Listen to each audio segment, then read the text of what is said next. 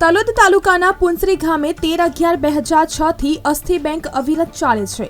આજે 19મા વર્ષે અસ્થિ બેંક ખોલવામાં આવતા 126 અસ્થિ આ વર્ષમાં જમા થયેલ મળ્યા છે। અત્યાર સુધીમાં 2655 અસ્થિ વિસર્જન કરાયા છે, જ્યારે ચાલુ વર્ષે અસ્થિ મળી 2776 અસ્થિ વિસર્જન થશે।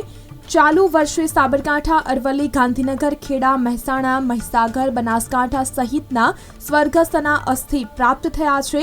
આ ચાલુ વર્ષના અસ્થિ આગામી અઠવાડિયે હરિદ્વાર, ગંગાજીમાં વિસર્જન કરાશે। આ સેવા વિનામૂલ્યે પુંસરીના વતની આ વિસ્તારના આગેવાન નરેન્દ્રભાઈ પટેલ કરી રહ્યા છે। અસ્થિ મૂકનારની પાસે 2 વૃક્ષો વાવવા માટે આગ્રહ કરવામાં આવે છે। અસ્થિ વિસર્જન કરાય તે દિવસે નિયત સમયે ફેસબુક લાઈવ પણ કરાય છે, જેને સ્વર્ગસ્થના સ્વજનો લાઈવ જોઈ શકે છે। પુંસરી અસ્થિ બેંક ખોલતા સમયે જશુભાઈ પટેલ, મનુભાઈ પટેલ, રાણાજી વણજારા, રાજુ પરમાર, અમૃતભાઈ બારોટ, રમેશભાઈ પ્રજાપતિ, નરસિંહભાઈ વણકર સહિત મિત્રો હાજર રહ્યા હતા।